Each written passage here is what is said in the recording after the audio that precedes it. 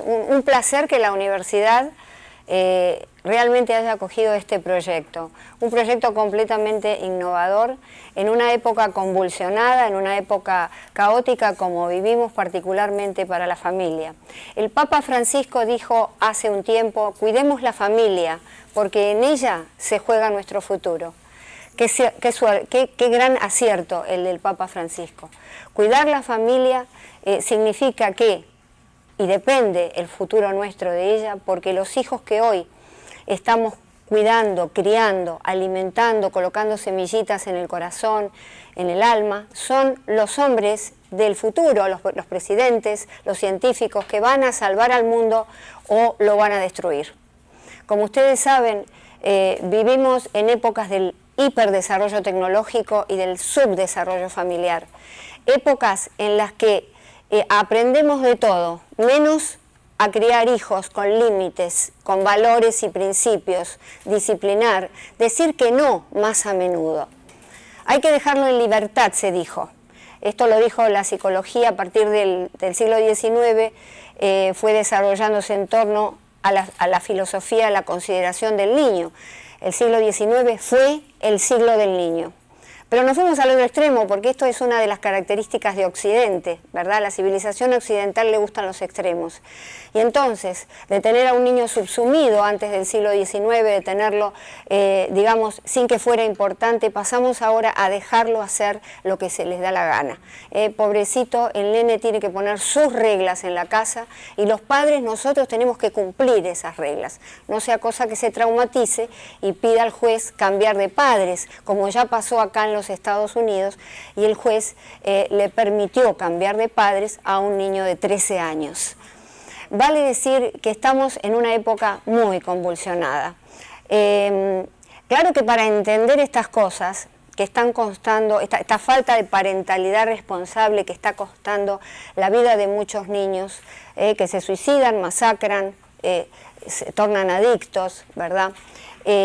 Y otra de las problemáticas fundamentales es la ausencia de la mamá en el hogar y la disminución de la autoridad paterna. Ustedes saben que los padres a partir del feminismo ya no tienen tanta autoridad como antes. Y está bien, las mujeres no podemos permitir que los hombres nos digan lo que tenemos que hacer, pero sí tenemos que permitir que le digan qué hacer a nuestros hijos, porque la autoridad del padre, esa ley que pone él, nosotros ponemos el amor, esos motores de la vida, lo queremos, somos las que apañamos algunas cosas, el padre tiene otra función importante. Entonces, para entender estas cosas que están sucediendo, ¿verdad? Asesinatos, niños adictos, niños con problemas en internet, tenemos que poder analizar la época en la cual vivimos. Y vivimos en una época que los sociólogos han llamado posmodernidad. Post significa más allá de, vale decir que es más allá de la época anterior, la modernidad. La posmodernidad, esta época convulsionada que todos estamos haciendo y viviendo, es una época que encontró su auge máximo en 1989 con la caída del muro de Berlín. Entonces, para entender bien qué es la posmodernidad, tenemos que estudiar un poquito y ver o hacer un raconto breve por lo que es la modernidad. Entonces vemos que la modernidad, para poder entender las raíces históricas de este problema familiar, fue identificada por grandes sociólogos, pero uno de los más importantes fue Jean-François Lyotard. Lyotard escribió varios libros y después de él cientos. Ahora mismo pueden encontrar bibliografía sobre la posmodernidad en Beatriz Arlo, en Andrés Vega. Hay muchísimos libros importantes.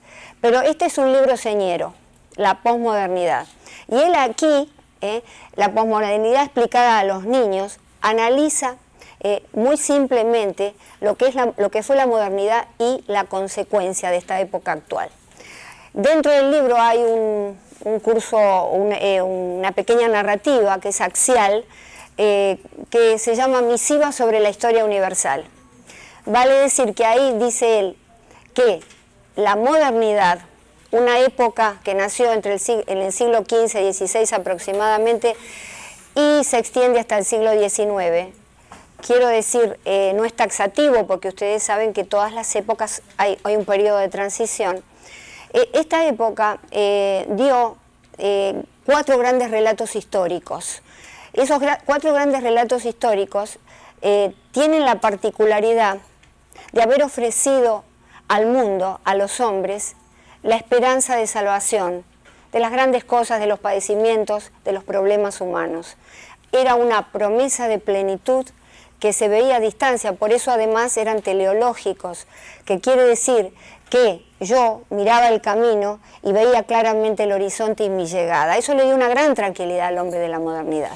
La modernidad era muy rígida, pero le dio una gran tranquilidad dentro de esas fronteras. Y estos 4 relatos que identifica son, el primero es el relato cristiano, vale decir, la promesa de salvación, la promesa de esa plenitud la vamos a tener en el reino de los cielos. El segundo es el iluminista, con la razón iluminista, que no es la misma que la razón de René Descartes, es una razón un poco más, menos limitada. Dice, bueno, con la razón vamos a lograr la sinrazón del mundo, todas estas lacras y estos problemas que nos pasan, gracias al uso de la razón. El tercer relato es el relato marxista. El proletariado va a vencer a la burguesía, el proletariado va a vencer a la burguesía y va a haber una plenitud de una sociedad sin clases. Y el cuarto es el capitalista, el relato en el cual va a haber una prosperidad económica para todos. Como ven, estos relatos prometían algo que se iba a cumplir inexorablemente. Era el destino, que significa esto, ¿no? El fatum que se cumple en efecto. Pero concluye Lyotard que esto no ha pasado y el hombre sigue desilusionado y la historia ya ha perdido su línea lineal a través de estos 4 relatos y él declara la muerte de la historia.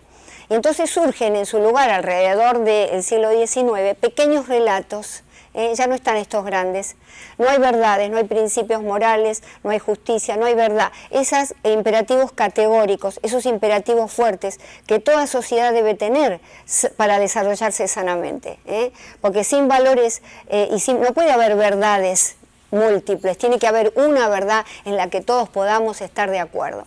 Entonces ahora esta época es una época en donde existen estos pequeños relatos, una época caleidoscópica, una época absolutamente hedonista y una época del narcisismo, de la importancia de uno como persona solamente, me quiero yo y nada más. No es como decía Ortega y Gasset, soy yo y mis circunstancias, ¿no? Tiene un libro muy bueno Ortega y Gasset que dice, yo soy yo y mis circunstancias, si no la salvo a ella, no me salvaré yo. Esto quiere decir que las circunstancias somos todos y por lo tanto tenemos que olvidarnos del individualismo, de la mirada interna solamente a nosotros que estamos enamorados de nuestros juicios, ¿verdad? Solamente, y tener en cuenta a los demás. Esto es extremadamente importante. Entonces esta época que ha dado relaciones efímeras, transitorias. Me caso y como no hay valores y como no tengo necesidad de comprometerme, me caso y no me gustó la ropa que se puso a la mañana siguiente y me divorcio. Es decir, tengo hijos y después los doy para que los críe cualquiera, o no hay compromisos fuertes.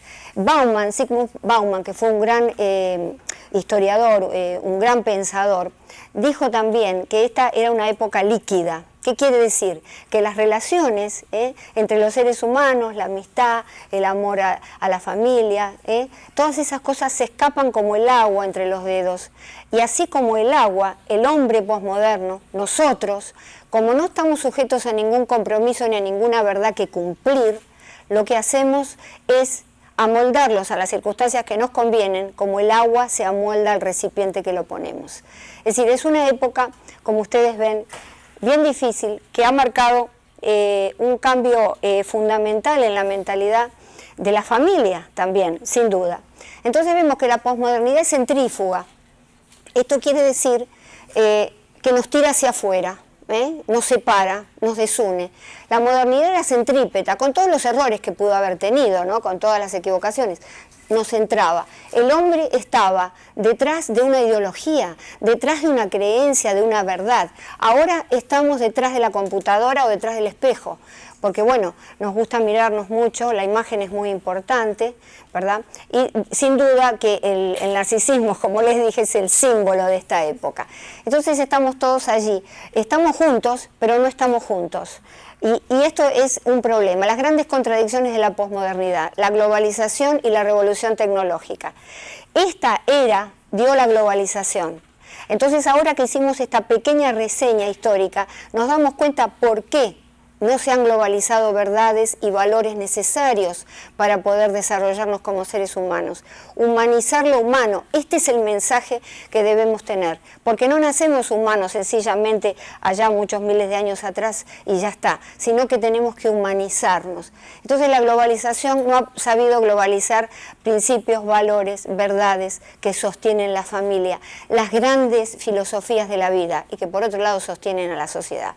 Y la revolución tecnológica, resulta que ahora estamos conectados, en un segundo sabemos lo que pasa en todo el mundo. En un pueblito del Valle del Himalaya, allí ya sabemos en un segundo lo que sucede, pero no sabemos lo que pasa detrás de la puerta de las habitaciones de nuestros hijos. No sabemos lo que está pasando. Están navegando sus mundos virtuales, están saliendo a unos caminos que no son los caminos que nosotros le damos, porque nosotros estamos ocupados, preocupados, porque tenemos que trabajar, tenemos que subsistir, volvemos a casa, estamos cansados y no hay diálogo. Y no hay diálogo. Un gran filósofo argentino dijo, donde no reinan las palabras, reina Babel. ¿Esto qué quiere decir? Aludiendo a la Babel inconclusa, porque los hombres no consideraran al otro un igual y un semejante. Ahora estamos, Bauman dice, la recomendación de los niños, no hables con extraños, que todos le decimos, ahora se aplica a los adultos. Tampoco hablamos con extraños. Entramos a un ascensor y nos saludamos.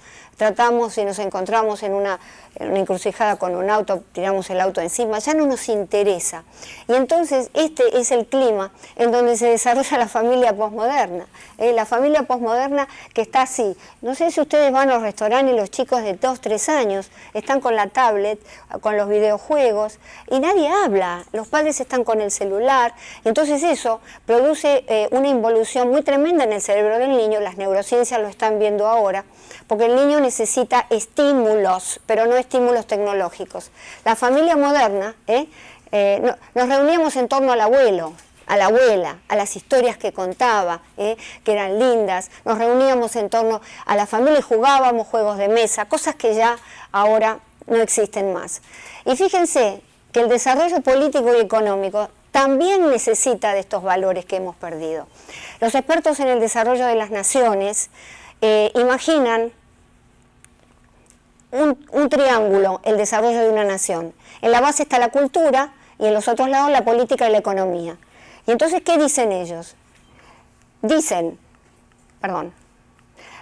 que para que una nación mantenga la vigencia de las instituciones democráticas sobre el caudillo, sobre la crueldad del caudillo, para que una economía pueda reinvertir las utilidades, quiere decir revertir el sobrante y que sea una economía que tire para adelante el país, en la base tiene que haber valores y principios morales de la sociedad. ¿Y dónde creen ustedes que se aprenden esos principios y valores? Y si nosotros no lo enseñamos, ¿qué es lo que pasa? Hay anomia, y entonces debemos acostumbrarnos a esta involución. Fíjense, ¿no? Esto parece divertido, sí. Ay, perdón, ok. Esto parece divertido, pero ocurre que miles de años atrás caminábamos en nuestros 4 miembros, ¿verdad? En nuestras 4 extremidades. Y nos llevó mucho tiempo de evolución hasta poder erguirnos en 2 piernas. Entonces, para poder liberar las manos, y con las manos atrapábamos frutos que antes eran desconocidos de los árboles, y desarrollamos el sentido de la vista, y perdimos el sentido animal del olfato, que siempre el animal reconoce por el olfato, porque está así sobre la tierra. Nosotros tuvimos la posibilidad de ver el horizonte, de ver las caras de nuestros semejantes, de mirarnos, y a través de estas miradas reconocer nuestros interiores, nuestra alma, estas cosas que perdimos, esta cosa de estar juntos. Yo no sé si a ustedes realmente les sucede lo mismo, pero ahora todo el mundo manda mensajes de texto. Y yo estoy muy a favor de la tecnología porque trabajo y la necesito los mensajes de texto, pero yo quiero escuchar el calor de la voz de un amigo. Quiero escuchar una sonrisa o algo, una respuesta a lo que yo estoy hablando. Los mensajes de texto están muy buenos para trabajar, pero no para reunirnos en familia. A lo mejor es bueno, a lo mejor un niño que pueda mandar un mensaje porque está ante una emergencia. Estas son las cositas que están deteriorando. Y entonces se están deteriorando nuestra evolución y estamos involucionando. Estamos de nuevo en las cuatro extremidades, lo único que ahora estamos así frente a una computadora y no vemos otra cosa. Y nuestro cerebro se está involucionando, nuestro cerebro, y lo que es terrible, estamos creando un cerebro muy particular y muy escaso particularmente en la zona de las emociones en nuestros hijos. La zona del cerebro límbico, la zona de las emociones, porque lo único que estamos viendo es justamente esta clase de violencia pasiva que están recibiendo nuestros hijos por la ausencia de nosotros, las figuras fundamentales, y no somos culpables, la sociedad nos está llevando, es la posmodernidad, pero sí podemos ser conscientes y podemos despertarnos a esta realidad. Y entonces, ¿cuál sería la solución, no? Un cambio copernicano, pensar lo impensable, es decir, ahora les explico, pero pensar lo impensable, think the unthinkable, lo que decía Luke Williams, esa cosa de salir fuera de la caja y pensar cosas distintas. Y un cambio copernicano, ¿qué quiere decir? Ustedes saben que en la época en que la Tierra parecía el centro del universo, vino Copérnico y dijo, no, el Sol es el centro del universo. Entonces fue tan terrible, tan fundamentalmente revolucionaria esa teoría y esa verdad, que desde entonces todo cambio trascendente, todo cambio importante, todo cambio medular de la sociedad se llama un cambio copernicano. ¿Qué quiere decir un cambio de los paradigmas culturales del paradigma actual? Un cambio fundamental en las estructuras de pensamiento, para que nuestros hijos no sean planetas errantes alrededor del mundo cibernético, sino que sean astros que giran ordenadamente en torno al universo familiar. Y entonces necesitamos aprender a ser padres. Necesitamos esto porque, por ejemplo, para manejar sacamos una licencia. Para ser abogado tenemos que estudiar, psicólogo, médico, tenemos que ir. Pero para la tarea más importante que existe en nuestra vida, que es ser padres, porque estamos moldeando el próximo científico que puede salvar al mundo, ¿no? Para esa tarea no hay cursos, no hay nada. Yo me casé ya hace muchísimos años, tenía 21 años, me casé en Buenos Aires, en el Santísimo Sacramento, e hice un curso de unas horas. Y yo creo que ahora hay un poquito más, pero es más o menos lo mismo. Y entonces, pensar lo impensable y este cambio copernicano, una formación universitaria para los padres, ¿verdad? ¿Para qué? Como dijo Steve Jobs, para dejar una marca en el universo. We're here to put a dent in the universe. Estamos acá para poner una marca indeleble. Ese es el sentido de nuestra vida. Entonces, querer a nuestros hijos tiene que pasar por una paternidad responsable. Y esto es lo más importante. ¿Y responsable qué quiere decir? Que yo conozco ¿qué significa ser padre? No lo que me enseñó mi mamá y mi papá, no lo que yo vengo, porque nosotros hacemos lo que podemos. A mí me pasó lo mismo, es decir, uno viene con un paradigma, mi papá me enseñó tal cosa y yo lo hago. Por eso hay padres que le pegan a los hijos, porque dicen, bueno, pero conmigo hacían lo mismo y era la forma de disciplinarme. Bueno, ahora sabemos que no es la forma de disciplina, pero ¿somos culpables? No, pero podemos ser responsables, ¿verdad? Entonces, la génesis del proyecto ocurrió hace muchos años, tengo 7 libros escritos, en este libro que se concretó, que se cristalizó en el 2015, que se llama De madres a hijas, el ABC de la familia. Un libro que se tradujo al inglés, publicitado por Alexandria Library, cuyo stand está afuera de este salón, y se concretó aún más en el 2016, Universidad de la Familia, ahora sí. Esto quiere decir ahora sí estamos dispuestos, ahora sí vamos a tener una guía. ¿Cuál es la estructura de este programa? La estructura son 45 semanas, 15 módulos, 3 semanas cada uno, los 2 primeros actividades, el tercero es el examen, 3 niveles, 80% online, 20% presencial, que bueno, va a concretarse aquí en Humboldt International University. ¿Qué lo hace diferente? Lo hace diferente que es un proyecto único en USA. No hay ninguna universidad, una formación universitaria de un año. Es único en su modalidad en Latinoamérica. Analiza a la familia desde la cultura. Ustedes saben que todo conocimiento es contextualizado. Es decir, está puesto dentro de un contexto cultural, por eso yo les hablé de la posmodernidad y de la modernidad. Desde ya mis primeros años en la universidad se sabía que todo conocimiento debe ser contextualizado, que está dentro de una cultura, que está encajado a su vez dentro de una familia. Valoriza los primeros años de vida del niño. Entre los 0 y los 6 años se produce... son los años fundacionales del niño. Esto quiere decir que nada que enseñemos después de los 6 años va a ser mella, no va a tener ningún valor. Entre los 0 y los 6 años, dividido en 2 periodos, de 0 a 36 meses y de 36 meses a 6 años. Entonces, acá viene la parte del padre y de la madre, el primer tiempo, esta unión fundamental de la madre y el padre, para aprender cosas que no sabemos. Por ejemplo, ustedes saben que el bebé pasa por un autismo normal, en las primeras semanas de vida. Es decir, que está metido adentro de ese caparazón como una tortuguita y que también va a depender cómo lo tratamos y las cosas que le suceden para que pueda pasar a la otra etapa. Ustedes sabían que la adolescencia no termina a los 17 años, nosotros a los 17 le damos, váyanse a la universidad, chao, ya son adultos. Acá programamos a los niños para los 20 años.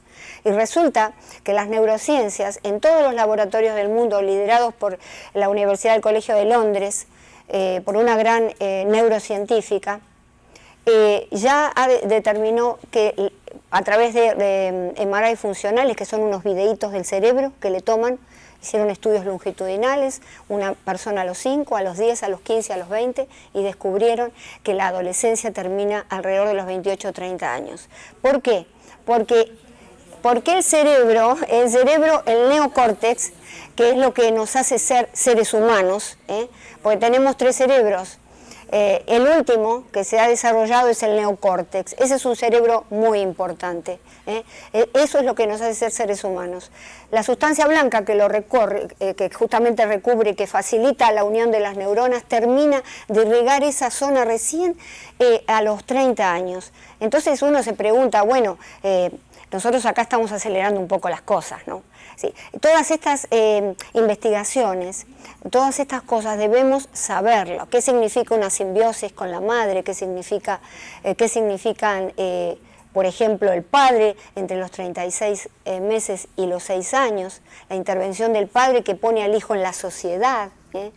Ahora las mujeres feministas no queremos ya saber nada. Tenemos hijos, sobre todo si tenemos mucho dinero, tenemos hijos sin padre.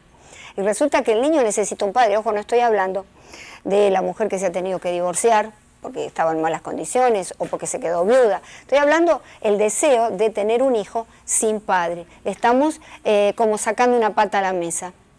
Entonces, el feminismo lo único que hizo, bueno, nos dio algún tipo de libertades, pero la realidad es que nos ha prohibido de muchas cosas importantes para la mujer y para la familia. Es decir, la importancia del padre, la revalorización de esos primeros años. Los facilitadores. Bueno, este proyecto está formado por 6 personas que son el grupo, el equipo, y son los que van a hacer el equipo pionero. Acá tenemos 2 personas y entonces voy a mencionar primero a Cecilia Alegría. Ustedes la deben conocer, acá los que están en Miami, es la doctora Amor, es una consejera de parejas, pero muy pocos saben que ella fue rector de la universidad, decano de la Universidad San Ignacio de Loyola en el Perú, que tiene muchos títulos obtenidos y que sabe muchísimo acerca de la condición humana y de la pareja. Y otra persona que tenemos presente acá es Belsey Henning. Belsey Henning, ella es periodista, está por recibir su PhD en, dime tú, ¿cuál es el título que vas a tener ahora? Sí, en educación y liderazgo. Ahí está, por Nova. Inicialmente en educación y liderazgo, estoy terminando mi doctorado en Nova. ahí está. Entonces ella sabe mucho digamos, de la parte de comunicación. Tenemos a Carlos Cabezas, ex sacerdote, teólogo, posgraduado en teología y filosofía. Vilma Petraz, una persona muy conocida también acá en los medios, es internacionalista y es profesora de Ciencias Sociales del Miami-Dade College. Elaine King es una experta financista que es reconocida mundialmente y tiene la particularidad de enseñar a las familias de qué manera podemos organizar el dinero para no divorciarnos por plata, porque mi marido se gastó toda la plata o mi mujer se gastó todo en ropa. Y entonces no tenemos esta idea de cómo organizar un plan familiar para pagarle a los niños el colegio, para que no poner en la pareja ese tipo de fricción, sobre todo cuando es la pareja con hijos, sin duda.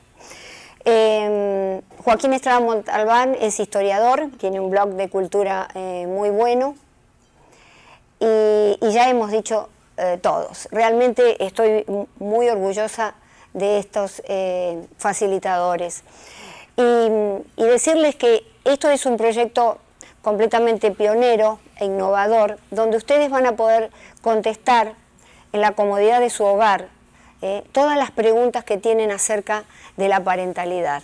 Todas aquellas cosas que no han podido responder, porque a veces están los conocimientos dispersos por internet y no son profundos, porque no nos vamos a engañar, hay que entrar en algunos sitios especiales para tener conocimientos profundos, ¿no? Entonces aquí, de manera amena, vamos a entender un poco de qué se trata exactamente ser padres, en esta época de la posmodernidad, que vaya a saber qué otros desarrollos va a tener. Bueno, liderazgo familiar y competencias. ¿Cuál es el liderazgo entonces de la familia? El liderazgo familiar es que el padre y la madre tienen que ser líderes transformadores. ¿Qué es un líder transformador? No sé si leyeron el libro de David Fleischman, El camino del líder. El líder transformador es aquel que saca lo mejor de las personas que están a su alrededor, ya sea sus empleados, ya sea la familia. Es el líder que permite que todos se desarrollen, que saca, digamos, aquellas potencialidades dormidas de la persona, en contra del liderazgo transaccional, ¿verdad? Que es aquel de las transacciones, te doy algo por algo y ya está, y no me importa después cómo te va.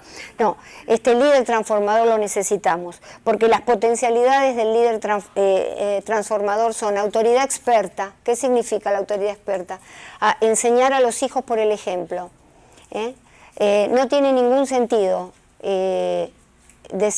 hablarle de la verdad, que no mienta si nosotros mentimos. Poder expresar la autoridad de manera asertiva. ¿Qué quiere decir? Si yo voy por la casa corriendo y digo, acá en esta casa mando yo no mando nada, porque yo no lo tengo que decir. Tiene que ser algo supuesto, tiene que haber un amor de los hijos hacia los padres con autoridad, pero con esta autoridad experta. Capacidad de escucha. Tenemos que escuchar 80% de nuestros hijos y hablar 20%. ¿Qué quiere decir escuchar? Escucharlos, porque el niño necesita diálogo. Por eso los niños que hoy están en esta sociedad sin diálogo, buscan el diálogo en internet.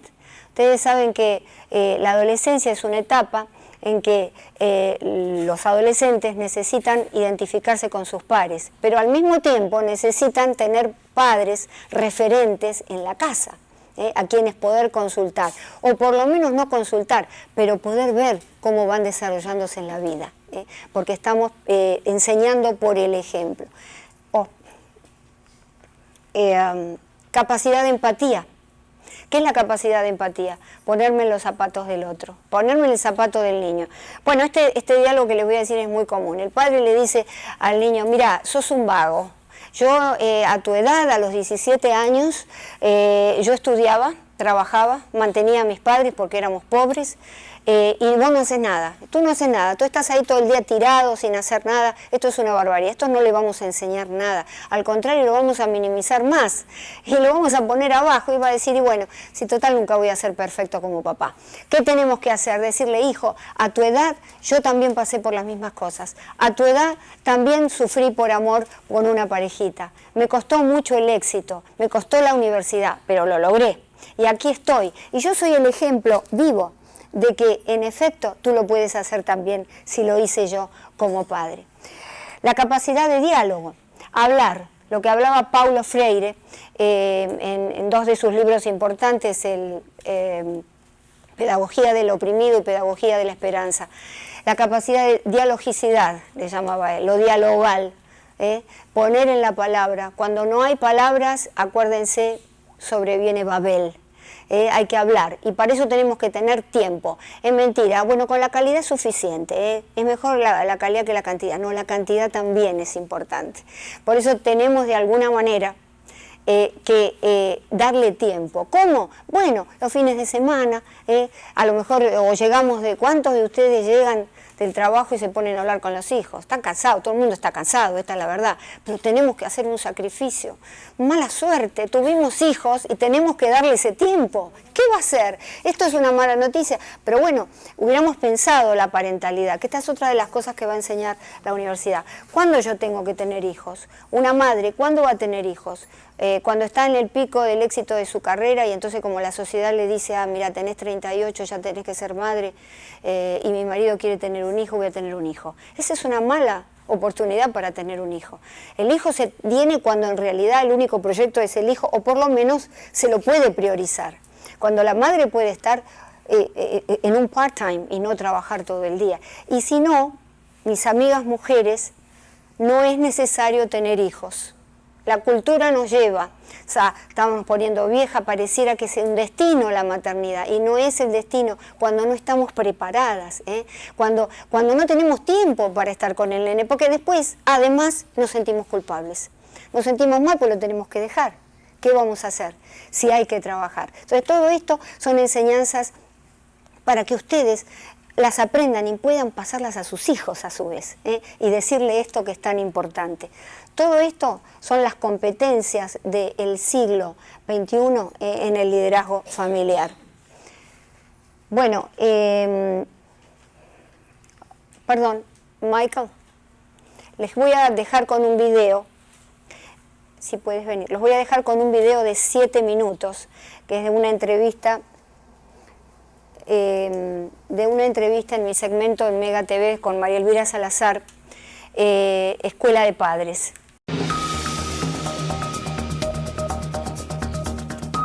Así es, muchísimas gracias, Davi. Bueno, hablando de los problemas psicológicos de las personas, ¿quién mejor que la doctora Balinotti en su segmento Escuela de Padres? Siempre un gusto. Este es uno de mis segmentos favoritos. Gracias. Porque me parece que estamos haciendo una contribución a todos los miles que nos están mirando para que sepan cómo hacer la tarea más importante que uno tiene en la vida, hacerla bien, que es criar a los hijos. Vamos a ver entonces a los adolescentes.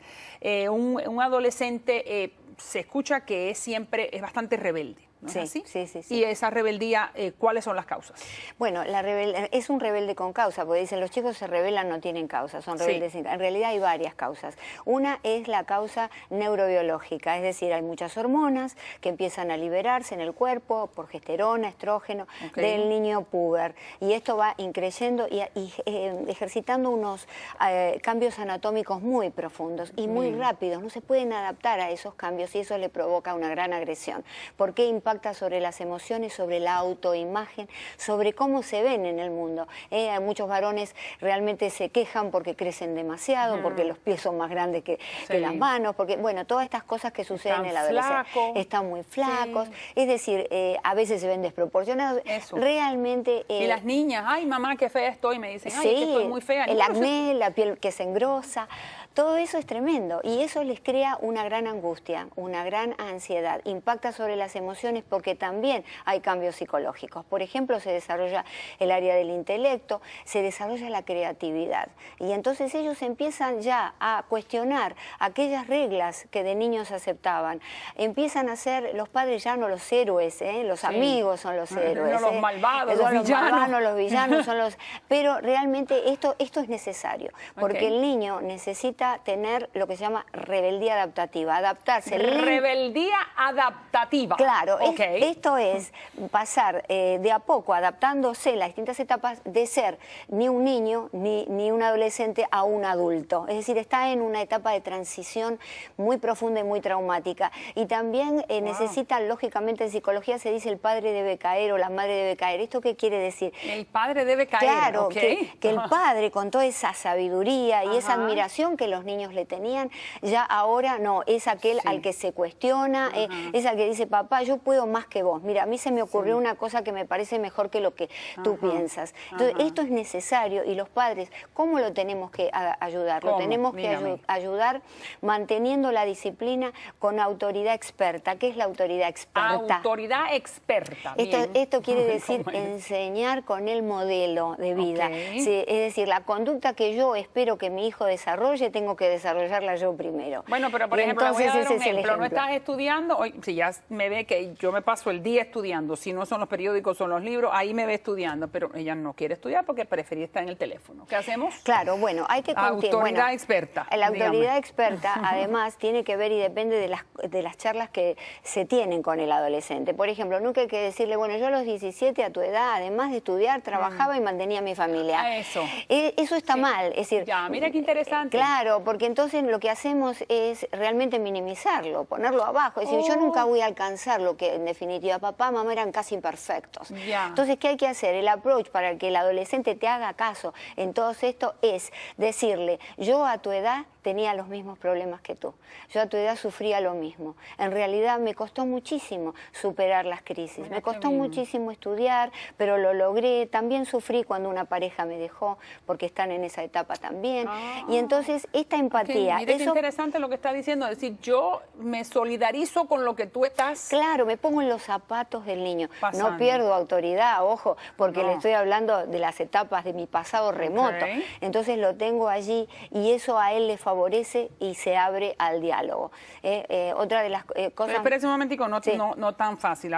Estoy segura que hay madres en la audiencia que me dicen, pero yo he tratado todo lo posible. Lo he castigado, he hablado con él, le he dicho, mira, he negociado, pero aún así sigue rebelde. Entonces, ¿qué pasa con la autoridad experta? Bueno, tenemos que insistir con mucha paciencia, 80% de escucha de lo que él me quiere decir, 20% de hablar yo, del diálogo mío con él. Si esto no sucede y el adolescente continúa en una especie de escalada de violencia o de agresión o de enfrentamiento, tenemos que hacer el diagnóstico diferencial. Tenemos que saber si no se trata de una rebeldía enferma, patológica. Ojo, porque hay rebeldía patológica. Se llaman depresiones enmascaradas o atípicas. ¿Qué quiere decir esto? Quiere decir que la depresión está detrás de la máscara de agresión, de ira. Son los adolescentes que se enfrentan con los padres, con la policía. Los adolescentes que toman riesgos contra su propia vida y contra los demás, con el auto a toda velocidad, tomaron alcohol, se tiran, como nos vimos el año pasado, del techo de las casas para ver si de casualidad caen en la piscina. ¿A dónde caigo? Y entonces, eso es depresión enmascarada. Eso es depresión enmascarada que se da mucho en los varones. Es decir, ¿por qué? Porque el varón, como es un hombre emergente, necesita todo eso de mostrarse masculino. En las niñas es distinto. En las niñas le sacan el auto a la mamá, salen por allí, entran acá en Estados Unidos en los concursos a ver quién bebe más, quién tiene más parejas en poco tiempo. Todo esto son conductas altamente autolesionadoras, perjudican la propia vida del niño. Y que lo que esconden es una depresión. Y están escondiendo una depresión. Por eso, ojo, si todos los recursos de la casa no surten efecto, si yo lo escucho, si tengo paciencia, si le doy ejemplos buenos, si le hablo y me empatizo con él y no pasa nada, vamos a consultar con un buen médico psiquiatra o con un buen psicólogo primero, para saber si en realidad es muy común. Las depresiones enmascaradas son de varios tipos, ¿eh? Dos de ellas ya te las comenté. Es decir, otra puede ser directamente el niño apático, que no come, que no duerme. Bueno, esto ya se acerca más al diagnóstico y al cuadro de una depresión en sí. Pero esta que te conté, la enmascarada, la que en realidad dicen, bueno, pero este chico es agresivo, este chico es un violento, en realidad está deprimido. Y ojo, porque puede llevar a atentar contra su vida. De hecho, asumen riesgos y conductas y deportes que los ponen en riesgo porque desafían la muerte, la resistencia física. Vale decir, cuando un adolescente es un rebelde adaptado, que se está adaptando, sí, o con rebeldía adaptativa, cuando no atenta contra su propia vida ni contra la vida de los demás, cuando no asume conductas de riesgo que pueden realmente tener consecuencias tremendas. Eso es normal. Eso la es rebeldía adaptativa. Y a los niños decirle además que no hay castigos ni premios, sino consecuencias. Enseñarle las consecuencias de sus actos. Mira qué bien, no hay ni castigos ni hay premios. Hay consecuencias. Hay consecuencias, me encanta. Solamente. Perfecto, notable su participación de hoy. Espero que muchos hayan aprendido. Yo aprendí un par de cosas. Muchas gracias, muy amable.